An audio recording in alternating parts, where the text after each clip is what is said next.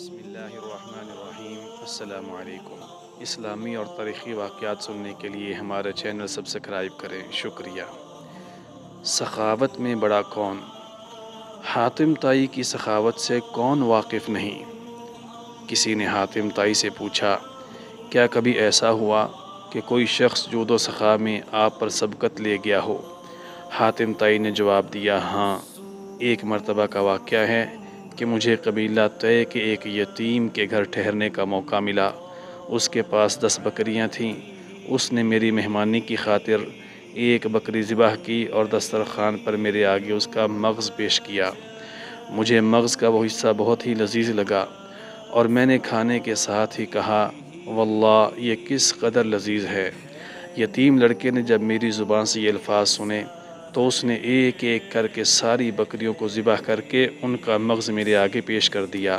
مجھے اس کا علم نہیں تھا کہ میری خاطر اپنی ساری بکریاں اس نے ذبح کر دی ہیں۔ جب میں واپسی کے لیے اس کے گھر سے نکلا تو میری نگاہ گھر کے ارد گرد پھیلے خون پر پڑی۔ میں نے دیکھا کہ اس نے بکریوں کو ان کی رسیوں سمیت ہی ذبح کر ڈالا ہے۔ میں نے اس یتیم سے مخاطب ہو کر کہا، تم نے ان ساری بکریوں کو ذبح کیوں کر ڈالا؟ وہ کہنے لگا، سبحان اللہ، آپ جیسے میرے مہمان کو کوئی ایسی چیز اچھی لگے جو میرے قبضے میں ہو اور میں بخل سے کام لے کر آپ سے اسے روک رکھوں، یہ تو عربوں کی شان میں ایک گستاخی اور عیب ہوگا۔ حاتم طائی سے پوچھا گیا، پھر آپ نے بطور عوض اس یتیم لڑکے کو کیا دیا؟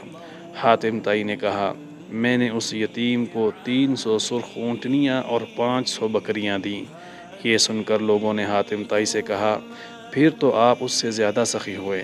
حاتم طائی نے ان کے جواب میں کہا، نہیں، بلکہ وہ یتیم مجھ سے زیادہ سخی ہے، کیونکہ اس نے اپنی ملکیت میں موجود سب کچھ سخاوت کر دیا، جبکہ میں نے اپنی ملکیت کا ایک چھوٹا سا حصہ دیا۔